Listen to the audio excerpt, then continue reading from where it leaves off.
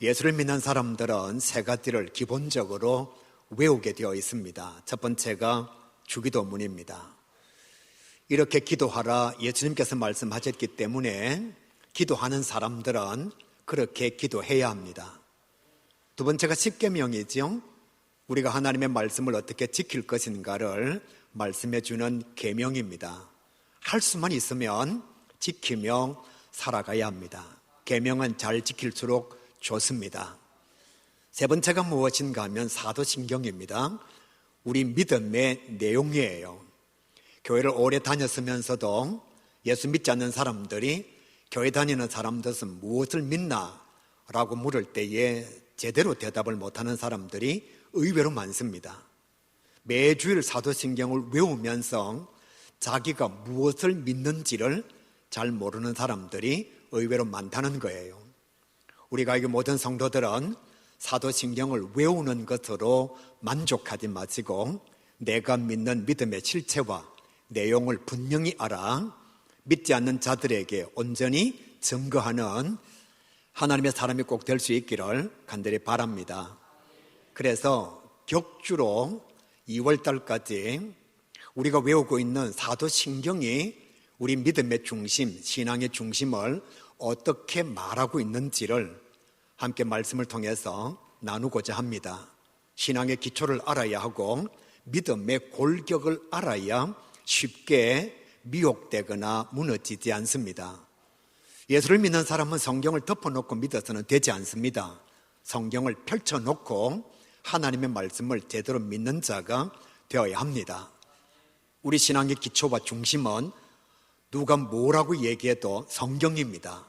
꼭 기억하시길 바랍니다. 신앙서적 우리 신앙의 중심이 될 수가 없습니다. 누군가의 간정 우리 믿음의 중심이 될 수가 없습니다. 조심스럽게 말하지만 설교도 성경과 다를 수가 있습니다. 이단들은 성경을 가지고 설교한다 말하면서도 성경과 달라요. 그러니까 목회자들도 설교에 실수가 있을 수가 있습니다.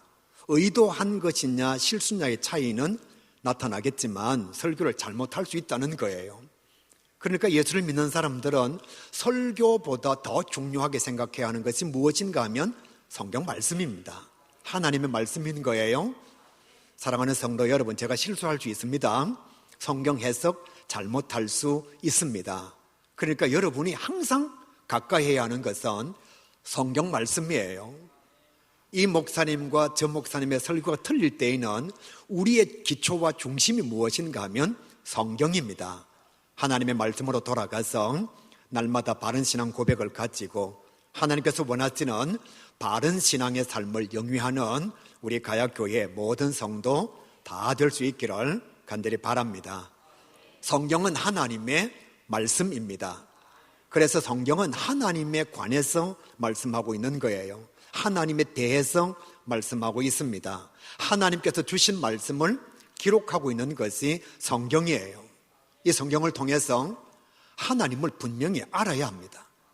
하나님에 대한 신앙이 흔들리면 여러분 교회 오래 다녀도 언제든지 교회를 떠날 수 있습니다. 믿음과 신앙을 포기할 수 있어요. 여러분 주변의 사람들 보시기를 바랍니다. 교회가 분규 가운데 있을 때에 원치 않는 말에 의해서 시험 들거나 또 사람들에 의해서 상처를 받을 때에 믿음이 정확하지 않으면, 신앙 고백이 정확하지 않으면 언제든지 교회도 떠날 수 있고 신앙도 떠날 수 있고 하나님도 떠날 수가 있습니다. 그런데 성경을 통해서 진정한 믿음의 고백을 가진 사람, 바른 신앙의 고백을 가진 사람은 사람 때문에, 교회 때문에 하나님을 포기하지는 않습니다. 바른 믿음의 고백을 가지고 흔들림 없는 어떤 상황 속에서도 주를 떠나지 않는 신앙인이 꼭 될 수 있기를 간절히 바랍니다. 사도신경의 첫 번째 고백은 내가 믿는 신에 대한 고백입니다. 사랑하는 성도 여러분, 제가 질문을 한번 해볼게요. 인문학적으로 신이 무엇인가요? 신이 무엇이라고 생각하십니까? 신이라고 하는 것은 내가 의지하는 대상입니다. 그게 신인 거예요. 사실 여러분, 우리가 삶의 자리에서 신을 섬기고 있는 자들의 모습을 보면 어리석기 짝이 없습니다. 정말 이해가 되지 않아요. 여러분, 바위는 다이너마이트로 얼마든지 깨뜨릴 수 있습니다. 그런데 바위를 신으로 섬기는 거예요. 왜? 의지의 대상이 되니까요.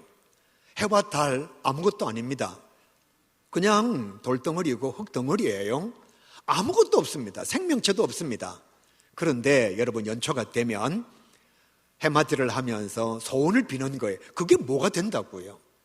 왜 그렇게 하느냐? 의지의 대상이 필요한 것입니다. 우리 의지의 대상은 누구냐? 하나님인 거지요. 사실 우리가 하나님을 믿어서 하나님이 대단한 것 같지만 인문학적으로 보면 하나님을 어디에 보이지도 않습니다. 실체도 없습니다. 차라리 무당들은 뭐 보이는 거라도 있지요.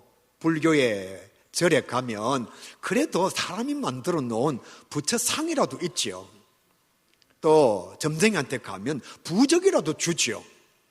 예수 믿는 사람들 기도하는 거 한번 보세요. 텅 빈 공간에 혼자 앉아서 중얼중얼 헛소리하고 있습니다. 믿는 사람이 보면 기도지만 믿지 않는 사람이 보면 제정신 아닌 거예요. 그렇지만 우리는 왜 하나님을 섬긴다라고 말하느냐? 내 의지의 대상이 되기 때문에 그렇습니다. 두 번째로 신이라는 무엇인가 하면 나를 이끄시는 존재예요. 나를 움직이는 존재라 그렇게 말할 수가 있습니다. 그래서 어떤 사람들은 하나님을 위해서 목숨까지도 드리는 거예요. 자기를 이끄시는 존재요. 자기의 마음을 움직이는 존재니까 그 하나님을 위해서 자기가 가진 모든 것을 다 드리게 되는 것입니다. 현대인들은 하나님을 섬긴다, 부처님을 섬긴다, 조상님을 섬긴다 라고 말하지만 솔직하게 그 내면의 세계를 들다 보면 다 물질을 섬기고 있습니다. 자기 자신을 신으로 모시고 있습니다. 돈이 된다 그러면 밤 3시에도 일하러 나갑니다. 돈이 된다 그러면 몸이 상하는데도 열심히 일을 해요. 돈이 있는 곳이라면 우리의 마음이 언제든지 움직일 수 있습니다. 아무리 힘들고 아무리 어려워도, 심지어는 몸이 아파서 의사가 더 이상 살 소망이 없다 그러는데도 돈 벌러 나갑니다. 아니라고 말했지만 사실 현대인들에게 신은 물질이 그 자리에 자리 잡고 있습니다. 또 하나는 자기 자신인 거예요. 사람을 죽이는 일도 자기에게 유익이 된다 그러면 언제든지 감당합니다. 사랑하는 사람도 자기 자신에게 유익이 된다면 언제든지 헤어질 수가 있습니다. 모두가 다 자기 자신을 중심으로 살아가고 있는 거지요. 인문학적으로 현대인들에게 신은 아니라고 말하고 싶지만 물질입니다. 심지어는 돈 때문에 사람을 죽이기도 합니다. 자기 자신의 신의 위치에 올라 있는 거예요. 그 어떤 것도 자기 자신에게 손해가 되면 감당하지 않으려고 합니다. 그런데 사도신경 첫 번째 우리의 신이 누구냐 하면 하나님이시라 그렇게 말씀하고 있는 거예요. 저와 여러분의 신은 물질도 아니고 나 자신도 아니고 하나님이시라고 성경은 말씀하고 있고 사도신경은 우리에게 분명히 말해주고 있습니다. 이것을 우리는 주일마다 예배를 드리기 전에 항상 고백하고 있어요. 나는 전능하신 아버지 하나님 천지의 창조주를 믿습니다. 나의 신, 내가 의지하는 대상, 나를 움직이는 대상은 하나님이시라고 우리는 주일마다 분명하게 고백하고 있어요. 성도 여러분, 고백으로 만족하지 마시고 정말 이 하나님을 믿으며 의지하며 이 하나님의 약속의 말씀을 실천하며 살아가는 저와 여러분이 꼭 될 수 있기를 우리 주님의 이름으로 간절히 소원합니다. 바른 고백을 가져야 합니다. 바른 신앙을 가져야 하고 고백했으면 그렇게 살기 위하여 경주하고 노력하고 애써야 합니다. 결혼하기 전에 프로포즈를 하고 고백을 합니다. 대부분의 사람들은 그 고백을 잘 지키지는 않습니다. 고백한 것으로 만족하는 거죠. 그러나 진실한 사람은, 정말 사랑의 대상자를 온전히 사랑하는 사람은 자기가 고백한 대로 살아가기 위하여 최선을 다하는 거예요. 많은 사람들은 다 이렇게 얘기합니다. 변했다라고 얘기합니다. 왜 변했다라고 말하느냐? 고백한 대로 안 사는 거예요. 그런 삶의 모습을 우리가 가지고 있다가 보니까 신앙의 영역에서도 매주 고백합니다. 나는 전능하신 아버지 하나님 천재 창조주를 믿습니다. 그러면서도 삶의 현장으로 돌아가면 전능하신 하나님이 나의 하나님이 안 되시는 거예요. 아버지 하나님이 나의 하나님이 안 되시는 거예요. 창조주 하나님이 나의 하나님이 아니라 내가 나 자신의 하나님이 되어 있는 거예요. 오늘 말씀을 통해서 꼭 깨달았으므로 신앙 고백이 거짓이 되지 않고 정말 하나님 약속의 말씀 가운데 거함으로 신앙 고백을 이루어가기 위하여 고백한 대로 살기 위하여 최선을 다하는 하나님의 사람 꼭 될 수 있기를 간절히 바랍니다. 우리가 믿는 하나님은 전능하신 하나님이십니다. 우리가 믿는 하나님은 전능하신 하나님이십니다. 우리가 믿는 하나님은 전능하신 하나님이십니다. 이 하나님을 진짜 믿으시기를 바랍니다. 우리가 믿는 하나님은 시시한 하나님이 아니에요. 우리가 믿는 하나님은 보잘것없는 하나님이 아닙니다. 여러분 고백하잖아요. 나는 전능하신 하나님을 믿노라고. 매주 고백합니다. 나는 전능하신 하나님을 믿노라고. 여러분이 고백하고 여러분이 믿는 하나님은 전능하신 하나님이십니다. 전지전능하다는 뜻이 무엇인가 하면 부족함이 없다, 모자람이 없다, 불가능함이 없다, 그런 뜻입니다. 우리가 믿는 하나님은 이런 하나님이십니다. 이 전지전능을 꾸미는 단어가 무엇인가 하면 무소부재입니다. 아니 계신 곳이 없다. 하나님 속이려고 하지 마십시오. 여러분, 사람은 없는 곳이 있습니다. 내 사랑의 대상자는 여기에 있으면 저기에는 없을 수도 있습니다. 그러나 하나님은 무소부재하십니다. 아니 계신 곳이 없습니다. 우리가 가는 모든 곳, 우리가 있는 모든 현장에 하나님은 항상 그곳에 계십니다. 이 사실을 깨달으면 하나님은 나와 동행하신다는 것을 우리가 알 수가 있는 거지요. 우리는 이런 하나님을 믿고 있습니다. 그 하나님은 아니 계신 곳이 없을 만큼, 나의 모든 것을 다 아실 만큼 무소부재하신 전능의 하나님이십니다. 고백으로 그치지 마시고 진짜 믿으시기를 바랍니다. 전지전능의 두 번째 의미가 뭐냐? 예지예능이 있습니다. 하나님은 모든 것을 다 아시고 계십니다. 사랑하는 성도 여러분, 아무도 없는 곳에서 두려워하지 마시기를 바랍니다. 하나님은 나의 앉고 일어섬도 아시고 내 생각까지도 다 아시고 계십니다. 성경에 이렇게 말씀하고 있습니다. 우리가 너무 연약하여서 힘들고 고난 속에 있을 때에 하나님 앞에 기도하지 못하는 그 상황 속에서도 성령께서 우리의 모든 것을 아심으로 하나님 앞에 우리 대신하여 기도하신다. 그러니까 하나님은 성령을 통하여 우리의 모든 것을 다 아시고 계십니다. 사람들은 모릅니다. 아내도 내 마음 몰라요. 솔직하게. 남편도 내 마음 몰라요. 그러니까 함께 살아가면서도 이렇게 말하잖아요. 답답해서 미치겠다고. 어떻게 그렇게 내 마음을 모르느냐고. 당신하고는 말이 안 통한다고. 절대로 우리 집 얘기가 아닙니다. 그러나 하나님은 나의 앉고 일어섬도 아시고 내 생각도 아시고 나의 모든 것을 다 아신다는 것입니다. 전지전능의 세 번째 의미가 뭐냐? 광대무비입니다. 하나님은 너무 넓고 너무 깊고 너무 커서 우리가 청량할 수 없는 존재라는 거예요. 사람들은 어느 정도 사귀다가 보면 서로가 서로를 알 수가 있습니다. 처음에는 참 좋았는데 시간이 지나면서 안 좋은 사람이 있습니다. 굳이 떠올리지는 마시기를 바랍니다. 처음에는 참 안 좋았는데 시간이 지나면서 좋아지는 사람이 있습니다. 알아가는 거지요. 처음도 좋았고 나중도 좋은 사람이 있습니다. 처음도 안 좋고 나중도 안 좋은 사람이 있습니다. 사람은 조금 교제하다가 보면 웬만한 것을 알 수도 있고 청량할 수도 있습니다. 그런데 하나님은 광대무비하셔서 그 하나님의 놀라우신 은혜와 사랑을 우리가 청량할 수 없다는 거예요. 네 번째 전지전능의 의미가 무엇인가 하면 신묘막측입니다. 우리는 그 하나님의 놀라운 은혜에 대해서 도저히 상상할 수가 없다는 거예요. 이런 분이 우리가 믿는 하나님이십니다. 그러니까 우리가 고백하는 전지전능하신 하나님은 상상 그 이상이라는 거예요. 내 예측 그 이상이라는 것입니다. 우리가 알 수 없는 영역에 우리와 다른 존재로 실존하고 계시는 분이 우리가 고백하는 하나님이라는 거예요. 우리가 이런 하나님을 믿고 있습니다. 사람들은 대부분의 개념들을 명사로 한정 짓고 있습니다. 그러니까 우리는 생각하는 것들을 명사로 규정한다는 거예요. 쉽게 예를 들어서 주보, 이러면 우리는 이거 보지 않아도 주보가 어떤 내용인지 어떤 모습을 가지고 있는지 그 실체를 알 수가 있습니다. 그래서 사람들은 자기가 개념화하기를 원하는 것은 다 명사형으로 만들려고 하는 마음들이 있습니다. 그런데 하나님은 신묘막측한 분이에요. 명사로서는 예측할 수가 없는 분이고 명사로는 한정 지을 수가 없는 분이 있습니다. 이런 하나님이 우리가 매주 고백하는 우리의 신, 우리의 하나님이시라는 거예요.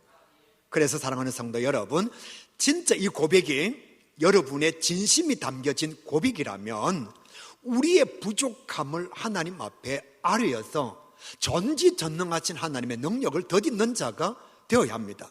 그게 뭐냐? 기도예요. 하나님께서 이렇게 말씀하셨습니다. 내게 구하라. 나는 다 할 수 있다. 나는 부족함이 없다. 나는 모자람이 없다. 저는 그렇게 말 못해요. 왜? 부족함이 너무 많습니다. 연약함이 너무 많습니다. 성도 여러분, 돈 없는 사람은 나한테 다 간구하시기 바랍니다. 내가 다 채워줄게요. 천만의 말씀요. 저는 못합니다. 왜? 가진 돈이 얼마 없습니다. 그런데 하나님은 모든 것이 다 가능한 전지전능하신 분이십니다. 그래서 기도하지 않는 자가 가장 교만한 자입니다. 나는 부족함이 없습니다. 나는 내 스스로 모든 것을 다 할 수 있습니다.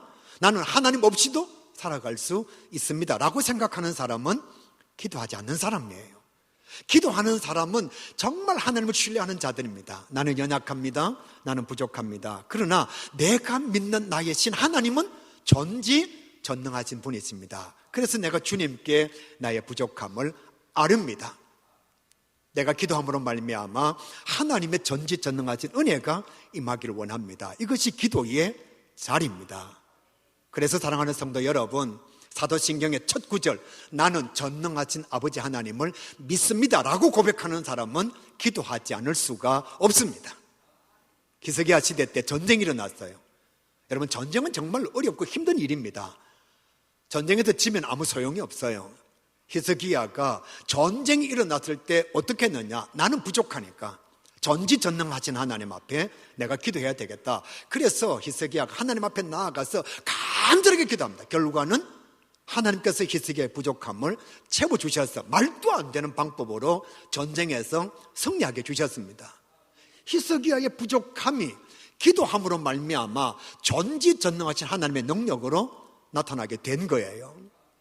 골리앗이 이스라엘 군대와 사울왕 앞에서 하나님을 조롱합니다. 하나님 살아계시면 한번 나와보라고. 아니 왜 하나님 살아계신다면서 나오지 못하느냐고. 나와 겨루어자고. 그런데 아무도 나서질 못했습니다. 그들은 전지전능하신 하나님을 믿지를 못했어요. 자기 눈앞에 있는 골리앗이 전지전능하게 보이는 겁니다. 그 현장에 누가 나타났느냐? 하나님의 사람 다윗이 나타났어요. 그가 이렇게 말합니다. 골리앗을 향하여 너는 칼과 단창으로 내게 나오지만 나는 만군의 여호와 이름으로 네게 나아가노라. 여러분, 이게 무슨 뜻인지 아십니까? 하나님 살아계시면 네가 죽어. 하나님 안 살아계시면 내가 죽어. 그러니까 다윗은 진짜 전지전능하신 하나님을 말로만 한 것이 아니라 믿은 거예요. 생명이 왔다 갔다 하는 전투의 현장에 그가 뭐라고 고백하느냐? 나는 하나님을 나의 신으로 믿어. 너는 너 자신을 너의 신으로 믿어. 그러니까 하나님이 살아계시면 내가 이기고 하나님 살아계시지 않으면 네가 이겨. 결과는 어떻게 되었느냐? 다윗의 믿음 그대로 다윗의 부족함이 채워져서 골리앗을 이기게 된 것입니다. 사랑하는 성도 여러분, 우리 하나님은 전지전능하십니다. 고백만 하지 말고 진짜 믿으시기를 바랍니다. 믿지 않으면 고백이 뻥이잖아요. 고백이 가짜잖아요. 로마인의 이야기에 보면 이런 말이 있습니다. 로마 황제의 자녀에게는 결코 부족함이 없다. 로마 황제의 꼴랑 로마 황제 죽는데 언제든지 죽을 수 있는 그 로마 황제의 자녀에게도 결코 부족함이 없다 그러는데, 천지만물을 창조하시고 전능하신 하나님의 자녀가 된 우리에게 부족함이 있다는 것은 내가 하나님을 온전히 신뢰하지 않는다는 거죠. 사도신경은 우리에게 두 번째로 하나님에 대해서 이렇게 말씀합니다. 나의 신 나의 하나님은 나의 아버지가 되신다. 내가 오늘 너를 낳았도다. 하나님께서 분명히 말씀하셨습니다.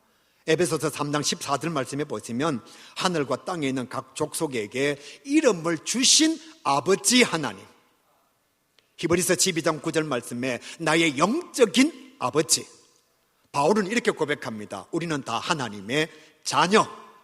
하나님이 나의 아버지가 되신다는 게 뭐냐? 내 생명의 원천, 내 삶의 근원, 내 인생의 시작, 이런 뜻입니다. 이런 분이 나의 아버지가 되십니다.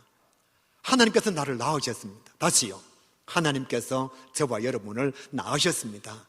그 하나님이 누구를 제일 사랑하느냐? 저와 여러분을 제일 사랑하십니다. 우리를 너무 사랑하셔서 누구를 보내주셨느냐? 하나밖에 없는 독생성자 예수님을 우리 가운데 보내주셨고, 그 생명을 우리에게 주심으로 저와 여러분을 구원해 주셨습니다. 하나님이 나의 아버지가 된다는 것은 내게 사랑의 대상자가 있다는 뜻입니다. 성도 여러분, 힘들고 어려울 때에 나는 혼자다, 그렇게 생각하지 마시기를 바랍니다.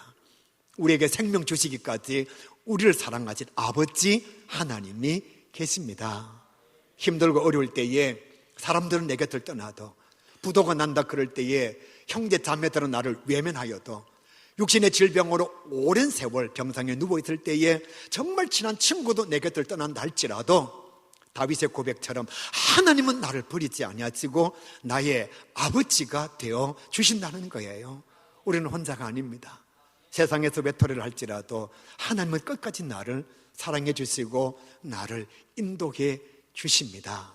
외로울 때에 신앙 고백을 기억하십시오. 나에게는 사랑의 대상자 아버지가 있습니다. 나를 끝까지 인도하시고 나에게 자기 자신의 전부를 주기를 원하시는 아버지 하나님이 계신다는 것을 고백만 하지 말고 진짜 믿음으로 그 하나님과 함께 동행하는 주의 자녀가 꼭 될 수 있기를 우리 주님의 이름으로 간절히 소원합니다. 여러분, 사랑하는 배우자 정말 마음이 맞지 않아서 결혼할 때는 너무너무 사랑했는데, 하늘의 별도 따다 주고 생명까지 주려고 했는데 어려움이 찾아오면 인간이기 때문에 이혼할 수밖에 없잖아요. 그럴 때에 할 수만 있으면 재산을 많이 가져가려고 합니다. 어떻게 해서든지 돈을 많이 가져가려고 합니다. 왜? 그게 의지의 대상이니까, 그게 힘이 되니까요. 그것 없이는 살아갈 수가 없으니까. 사랑하는 배우자에게 한때는 생명을 줄 만큼 사랑했던 사랑의 대상자에게 이혼할 때 그 재산의 어느 일정 부분이라도 더 가지고 오려고 애를 썼던 그 사람이 세상 떠날 때에 그 재산을 다 누구에게 주고 가느냐? 자녀에게 주고 갑니다. 사랑하는 자녀에게 다 주고 가요. 여러분들 세상 떠날 때에 가지고 있는 재산 저한테 안 줄 거잖아요. 대답 안 하니까 저도 안 줍니다, 여러분한테. 그러니까 우리의 재산, 우리의 상속, 우리의 유산이 어디로 가느냐? 사랑하는 자녀에게 가는 거예요. 그래서 부모님들이 줄동살동 일해가지고 그 재산을 할 수만 있으면 자녀에게 물려주려고 최선을 다하는 거죠. 내게 사랑의 대상자 이 아버지 하나님이 계신다는 거예요. 외로워하지 마시기를 바랍니다. 힘들어하지 마시고 스스로 삶을 포기하지 마시기를 바랍니다. 우리에게는 신앙 고백되어진 아버지 하나님이 계십니다. 그 하나님께서 끝까지 저와 여러분을 인도하실 거예요. 아버지 하나님이라고 고백하실 때마다 이 사실을 진짜 믿는 하나님의 자녀가 될 수 있기를 간절히 바랍니다. 세 번째 사도신경에 나타나는 하나님의 정체가 무엇이냐? 나의 신, 나의 하나님은 나의 창조주가 되십니다. 그렇게 말씀하고 있는 거예요. 천지의 창조주 하나님을 믿습니다. 이 세상의 모든 것을 누가 지으셨느냐? 하나님께서 만드신 거예요. 그러니까 세상 만물의 주인이 누구시냐? 하나님이십니다. 태초에 하나님이 천지를 창조하시니라. 태초 그 이전에 하나님은 계셨는데 태초 이후에 저와 여러분이 존재하게 된 것입니다. 그러니까 인류 역사의 주권자가 누구냐? 하나님이십니다. 모든 생명은 하나님으로부터 지음받았다. 이것이 창조론을 믿는 저와 여러분의 신앙 고백입니다. 세상 사람들은 진화론을 믿어요. 생명의 기원은 딱 두 가지가 있습니다. 하나는 우리가 믿는 창조론이고 하나는 세상 사람들이 과학이라고 말하는 진화론입니다. 근데 분명한 사실은 제가 여러분에게 오늘 확실하게 말씀드릴게요. 창조론과 진화론은 신앙입니다. 믿음이에요. 절대로 과학이 아닙니다. 만약 이 진화론이 과학이었으면 법칙이 되었겠죠. 그냥 하나의 이론으로 존재하기 때문에 진화론이에요. 창조론입니다. 창조도 진화도 과학적으로 설명할 수가 없습니다. 실험할 수가 없어요. 증명할 수가 없습니다. 그래서 만유인력 법칙처럼 법칙이 되지 아니하고 론으로, 이론으로 끝나고 있는 거예요. 이론 앞에 있는 게 무엇인가 하면 가설입니다. 우리가 잘 알고 있는 돌턴의 원자 가설요. 가장 작은 물질이 원자일 것이다. 가설을 세웠어요. 그런데 이것이 론이 되지 못했습니다. 왜? 원자보다도 적은 것이 훨씬 많이 발견되어졌기 때문이죠. 따라서 진화론과 창조론은 과학의 법칙도 아니고 과학적 진리도 아닙니다. 그냥 그것을 믿고 싶어하는 사람들의 신앙인 거예요. 우리는 창조론을 믿습니다. 그래서 모든 인류의 역사는 누구로 말미암아 시작이 되어졌느냐? 하나님으로부터 시작되어졌다는 것을 믿고 있어요. 그 하나님께서 나를 지으셨습니다. 그 하나님께서 나를 창조하셨습니다. 그러므로 나의 주인은 나의 아버지와 어머니가 아니고 나를 지으신 분은 하나님이시라는 것을 우리가 날마다 고백하고 있는 거예요. 저희의 존재 근거는 어디에 있느냐? 우리 아버지와 어머니에게 있습니다. 저희의 존재 근거는 외부에 있습니다. 아버지와 어머니가 아니었으면 저는 태어나지를 못했습니다.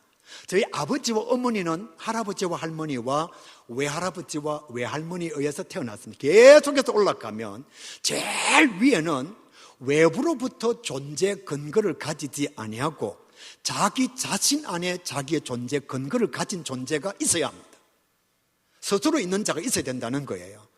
이것을 성경은 자존자라고 말하고 있습니다. 자기 존재 근거를 외부로부터 가진 자가 아니라 자기의 존재 근거를 내부에서 가지고 있는 자. 출애굽기 3장 14절 말씀에 하나님께서 모세에게 이렇게 말씀하십니다. 나는 스스로 있는 자니라. 만약 하나님께서 지원받은 존재라면 그 위에 또 누군가가 짓는 창조자가 있어야 합니다. 그래서 하나님께서 뭐라고 말씀하시느냐? 나는 내 존재의 근거를 내 안에 가지고 있는 자, 외부로부터 존재의 근거를 가지고 있는 자가 아니라고 분명히 말씀하시는 거죠. 그래서 하나님께서 이 우주 만물과 우리의 삶의 주인이 되신다는 뜻입니다. 이 창조주 하나님을 진짜 믿는 자라면 잘 들으시길 바랍니다. 내가 소중한 존재인지를 깨달아야 합니다. 진화론은 우연의 소산물입니다. 이렇게 저렇게 하다가 보니까 공간이 있었고 시간이 지나고 폭발을 하고 그래서 거기에 세포가 만들어지고 이것이 시간이 지나면서 아메바가 되고 그리고 많은 에너지가 주어지는 순간 원숭이가 되고 그리고 사람이 되었다. 중간에 과정을 싹 빼버리면 나는 우연으로부터 지원받은 존재다. 그래서 여러분 진화론을 믿는 사람들은 사람이 죽으면 끝이에요. 언제든지 사람을 죽일 수가 있습니다. 왜? 또 다른 진화의 소산물이 나타날 가능성이 있기 때문에. 그러나 창조론을 믿는 사람들은 내가 우연하게 이 세상을 태어나거나 온 존재가 아니라 하나님께서 목적을 가지고 나를 보내셨다는 것을 믿는 거예요. 나는 사명이 있는 자다. 여러분 스스로를 무시하지 마시기를 바랍니다. 가진 것이 없고 배운 것이 없고 세상에서 출세하지 못하고 성공하지 못했다 할지라도 여러분 하나님의 형상대로 목적을 가지고 사명을 가지고 지원받은 하나님의 자녀입니다. 우리는 결코 우연하게 아무 의미 없이 이 세상에 온 존재가 아닌 거예요. 하나님께서 한 사람 한 사람을 목적을 가지고 만드신 거예요. 못생겼다 할지라도 배우지 못했다 할지라도 가지지 못했다 할지라도 하나님께서 그 사람을 의미를 가지고 목적을 가지고 이 세상에 보내신 사명자로 세우셨다는 것입니다. 그래서 이사야 43장 21절에 이렇게 말씀해요. 이 백성은 내가 나를 위하여 지었나니 이 백성은 내가 나를 위하여 지었나니 나를 찬송하게 하려 함이니라. 하나님 앞에 사명을 감당해야 될 목적적 존재가 저와 여러분이라는 거예요. 그러므로 내 삶의 주인은 내가 아니라 하나님이십니다. 아멘 하시기 바랍니다. 내 삶의 주인은 내가 아니고 하나님이십니다. 왜? 제가 우리 손주에게 장난감 사줘요. 레고를 사줍니다. 그 레고를 가지고 자기가 원하는 것을 열심히 만들어요. 그러고서는 식탁 위에 딱 올려놓습니다. 만약에 자기 엄마 아빠 그리고 할머니 할아버지 삼촌이 그걸 만약에 깨뜨리거나 부수기라도 하면 야단납니다. 왜? 자기가 만들었거든요. 레고는 제가 사줬지만 만든 것은 손주예요. 그러니까 자기 것은 손을 못 댑니다. 깨뜨렸다가는 큰일 나요. 하나님께서 우리를 지으셨습니다. 그러니까 하나님의 주인이 내 자신의 삶의 영역 가운데 온전한 모습으로 나타날 수밖에 없는 거지요. 이 믿음의 고백이 있다면 저와 여러분은 진짜 청지기로 살아가야 합니다. 생명도 내 것이 아니고 물질도 내 것이 아니고 건강도 내 것이 아닙니다. 주일마다 고백합니다. 나의 주인은 하나님이십니다. 돌아서서 집에 가면서 뻥인데 오늘도 사람들 속았네. 삶의 자리로 돌아가서 주일날 사도신경으로 하나님은 내 인생의 주인이십니다. 기가 막히게 내가 연극을 해서 그러고 있는 거예요. 생명도 내 것, 물질도 내 것, 내게 주어진 삶의 조건도 다 내 것. 공부 내가 잘했지, 돈 내가 벌었지, 출세 내가 했지. 그러면서도 고백은 이렇게 합니다. 나의 주인은 하나님이시고 나는 청지기이십니다. 그러니까 우리의 고백이 힘이 없는 거예요. 여러분, 프로포즈 할 때든 또 아니면 결혼하기 전에 아내에게 정말 내가 당신 손에 물 안 묻히도록 할게, 이 고백이 진짜라면 최선을 다해야 됩니다. 의지를 가지고 그것을 이루기 위해서 감당을 해야 되는 거예요. 만약에 의지도 없고 이루려고 하는 마음도 없으면 당신 사랑에 손에 물 안 묻히도록 할 때 뻥이에요. 그렇잖아요. 의지도 없고 이루려고 노력도 하지 않고 연약성에 대한 미안함도 없다면 그건 프로포즈 할 때에 그냥 그 여자를 꼬시기 위해서, 그 남자를 얻기 위해서 한 거짓말밖에 안 되는 거죠. 우리의 하나님은 전능하십니다. 우리의 하나님은 나를 끝까지 사랑하시는 아버지 하나님이십니다. 내가 믿는 나의 신, 나의 하나님은 창조주 하나님이십니다. 이 고백은 나는 당신의 것입니다. 나는 당신의 사명을 감당해야 할 죄, 나는 하나님 앞에 기도해야 될 사람입니다. 나는 내 마음대로 삶을 마감해도 되는 존재가 아닙니다. 이것을 고백하는 거예요. 전능하신 하나님을 믿으면 부족함이 없습니다. 아버지 하나님을 믿으면 나를 사랑하는 존재가 있다는 것을 끝까지 신뢰하는 것입니다. 창조주 하나님을 고백하는 것은, 나의 나 된 것은 다 하나님의 은혜입니다 라고 고백하는 것입니다. 이 하나님을 바르게 고백하는 우리 모두가 다 될 수 있기를 주님의 이름으로 간절히 축복합니다.